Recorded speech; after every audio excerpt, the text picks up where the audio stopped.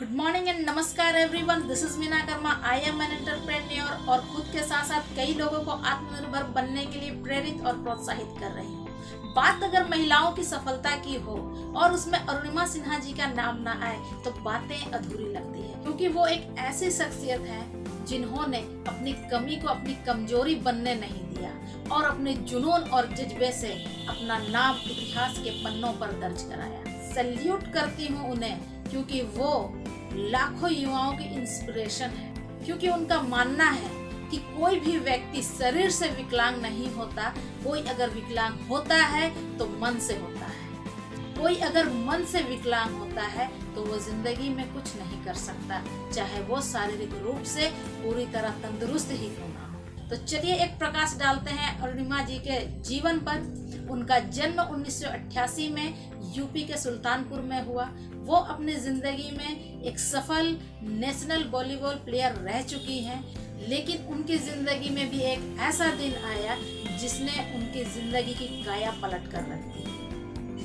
11 अप्रैल 2011 को वो ट्रेन से कहीं जा रही थी तो रात के 10 बजे कुछ अपराधियों ने मिलकर उनके गले से सोने की चेन छीनने के चक्कर में चलती ट्रेन से उन्हें धक्का दे दिया। अगली ट्रैक से ट्रेन आ रही थी और उस ट्रेन पर टकराते हुए वो गिरी और अपने बायां पैर को खो दिया। कई देर ट्रैक पर पड़ी रही, चीखती रही, चिल्लाती रही और कुछ देर बाद तो चूहे आकर उनके पैर को कुतरने लगे। कितनी दर्दनाक स्थिति रही होगी हम सिर्फ सोच सकते हैं, सुन सकते हैं, लेकिन वो तकलीफ उन पर बीत रही थी, वो उन्हें जी रही थी। 40 से 50 ट्रेन गुजर गए और वो चिल्लाती रही, चीखती रही, किसी ने भी उन पर ध्यान नहीं दिया। उनका सबकॉन्शियस माइंड काम कर रहा था, लेकिन शरीर ने काम करना बंद कर दिया। उसके बाद उनकी इलाज एक सामान्य से हॉस्पिटल में हुई, लेकिन जब लोगों को ये पता चला कि वो नेशनल लेवल की वॉलीबॉल प्लेयर रह चुकी हैं, तो उनको दिल्ली के एम्स में भर्ती कराया गया।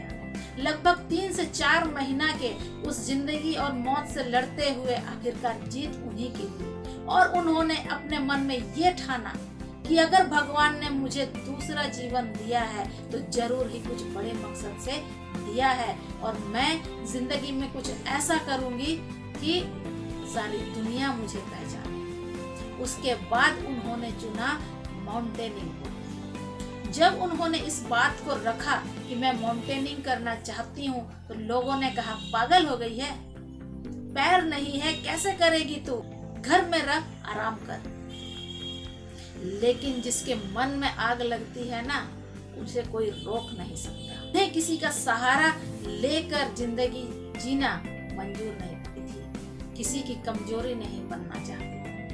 और उसके बाद हमारे देश की पहली महिला जिन्होंने माउंट एवरेस्ट फतह किया, बछेंद्री पाल जी से मिली और उन्होंने कहा कि मैम मैं माउंटेनिंग करना चाहती हूँ। तब बछेंद्री पाल जी ने कहा कि अरुणिमा, तुम्हारा एक पैर नहीं है, दूसरे पैर में रड लगा हुआ है और फिर भी तुमने माउंटेनिंग करने का निर्णय लिया, तो समझो तुमने माउंट एवरेस्ट फतह कर लिया।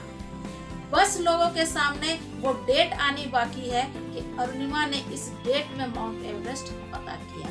उसके बाद शुरू होती है उनकी माउंटेनिंग की जर्नी। शुरुआत में काफी तकलीफें आई, क्योंकि उनका घाव पूरी तरह से ठीक नहीं हुआ था, ताजा था। जब वो चलने का प्रयास करती तो खून रिस रिस कर गिरता।